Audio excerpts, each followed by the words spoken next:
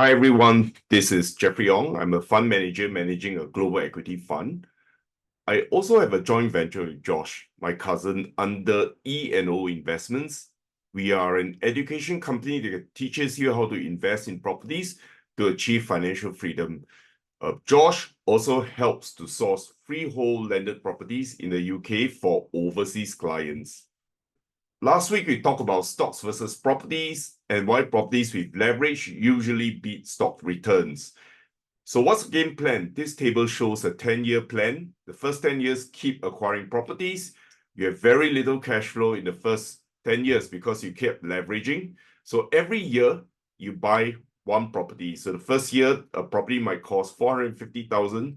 By the end of year 10, it's worth 899,000. So the second year, you buy a second property for 500,000. That's because of capital appreciation by then. And at the end of 10 years, it becomes 925,000. So on and so forth. You have accumulated $6.75 million of debt. And the total value of the properties will have been 9.321 million. But the equity you have accumulated is $2.571 million.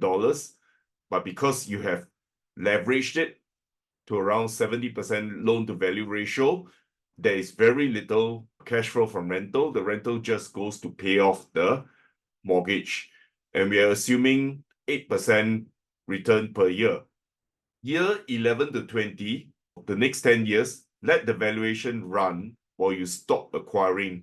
Do not add on to borrowings. In year 11, the first property you have bought, by the end of year 20, because of inflation, you have gone up to 1.942 million. Second property where you bought at 500,000, we have gone up to 1.998 million. So by the end of year 20, your debt remains the same. That assumes that you have a interest-only loan. The asset will have grown to 20.124 million. The equity build-up will have been 13.374 million. It's almost a sure thing if you keep doing it. So during this period, the cash flows will start to increase. So what do you do after year 20? You can sell off 5 properties, pay down the mortgages of the remaining 5, and collect rental income from the 5 unencumbered properties. But for this to happen, you must invest in countries where you are allowed to buy multiple properties. You must be allowed to buy properties that have limited supply, landed properties. You must buy properties which leave a legacy for your next generation. That is freehold. Next, what is the property price appreciation in your home country? Well, let's look at the table from 2013 to 2023. Many viewers have a home bias effect. Many of you in Asia will think that your home country gives you better returns there as the economic growth is better there. Surprisingly, Western cities came out tops. Right at the top is Miami with returns of 9.5%. And after that is LA, 7.12, Auckland, 8.3, New York, 6.1, Sydney, 7.5. Where does Singapore lie? 2.4% during that period. And you might say, well, what about currency depreciation? If Sing dollars is your home country, what are the returns adjusted for currency fluctuations? So while the US dollar depreciated 0.28% per year against the Sing dollars, the capital appreciation is still 9.24% for Miami. Auckland achieved 5.87%, even though the New Zealand dollar depreciated 2.4%. Manchester is the next best performing, 5.71%, despite the pound depreciating 0.6% per year. The only surprising Asian city is the Philippines, but I must caution that most foreigners can only buy new builds, which are at a premium of 20 to 30%. So you won't make money for the first 6 years. You also can't get a mortgage, which defeats the purpose of investing in properties.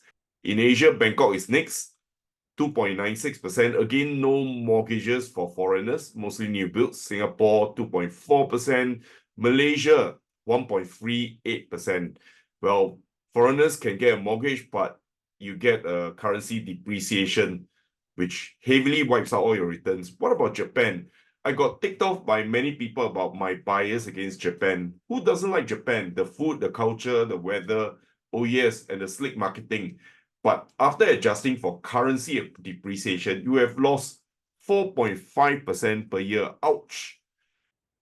So in this table, you can see that Singapore in this sample appreciated by 4.4%. So that's closer to what most of us believe. And anyway, the information is taken from URA, right? Our heydays were 2003 to 2012, 7.8%. Hong Kong, 8.3%. Also, the heydays were 2003 to 2012, which is 14.4%. Whereas in the Western cities like Sydney, actually appreciation accelerated. During the last decade, it's 5.6%. New York, 5.3%. London, 6.3%. But Singapore is not without opportunities. You should always buy what's rare, buy landed properties, because the richest 1% will always get richer.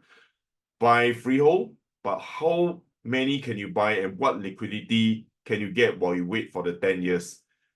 Well, next is to buy in core central regions, followed by rest of central region, because it's been depressed for a while for the price. The per square foot for older condos in CCR is as low as $1,700 for leasehold, and I've seen even as low as $1,300, $1,400, and $2,500 for freehold. But smaller projects lack liquidity, so there's a discount.